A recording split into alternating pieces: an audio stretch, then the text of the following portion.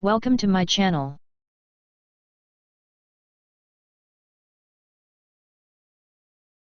2009, Santika Club fire.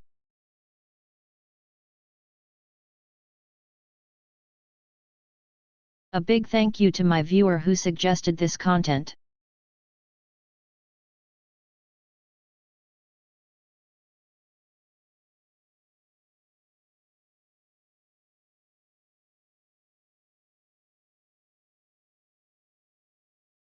It was Thursday, January 1, 2009 at the Santika Club in Bangkok. The place was packed with around 1,000 guests, all enjoying the New Year celebrations. Everyone had been enjoying the evening, before a tragic event would take place. Santika Club was said to be one of Bangkok's most frequented and renowned clubs, and was often packed out at the weekends. Everyone on that evening had just enjoyed the countdown to 2009, and everyone was cheering in delight. However, these cheers quickly turned into screams as just 10 minutes after the countdown, a fire broke out inside the club. There were around 1,000 guests and staff at the time the fire broke out, and it is believed that most of the deaths occurred as a result of smoke inhalation, burns, and being crushed in the stampede to get to the exit. It is also believed that the club's interior coverings and plastics helped fuel the fire, and people may have been overcome by these fumes before reaching safety. The club only had one main exit, with another being for the staff. They also had a third exit, but this is said to have been locked that night, and people were unable to use this to get out. There are several conflicting reports into how many people died, and how many were injured. The highest is said to have been 66 people died, and 222 were injured.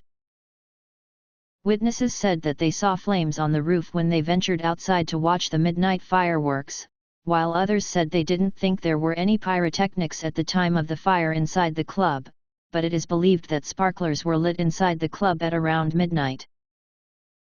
The fire is said to have been visible just 10 minutes after the midnight countdown. Only 29 of the bodies could be identified immediately after the fire. It would take up to a week to identify all the bodies due to the extent of their injuries. During the investigations, the club's safety was declared as being substandard, and it was discovered that the club only had one fire extinguisher. The club was also only registered as a restaurant. It was required by law to close its doors to the public by midnight. The investigators blamed the band for setting off fireworks on stage, but the cause of the fire was never fully determined. The owner of the club, along with some others, were charged for the fire. The owner was also charged for allowing underage customers into the venue that evening, after it was discovered that one of those who had perished had only been aged 17. It was discovered that the club had never received a fire safety inspection, and it was found that between 2004 and 2006 police had filed 47 charges against the club's owners for illegal operations. In September 2011, the criminal court found the club's owner, Waisuk Setsawat, and the person responsible for pyrotechnics, Bonchol Laurinath, guilty of negligence. They were both given just a 3-year jail sentence. Boncho was also ordered to pay 8.5 million in compensation to 5 plaintiffs. However, in October 2013, the Court of Appeals acquitted Waisuk Setsawat of gross negligence, but in April 2014, the criminal court found him guilty of tax violations and he was sentenced to 1 year in prison. Sadly, this seems like little justice to the families of the victims, and those who were injured on this tragic night. Now for an added twist to this tragic story.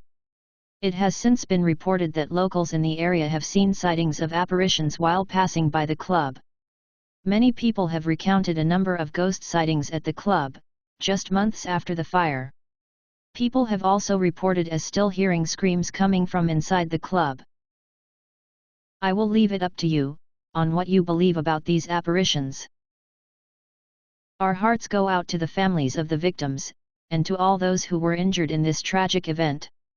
May you always be remembered. Thank you for watching.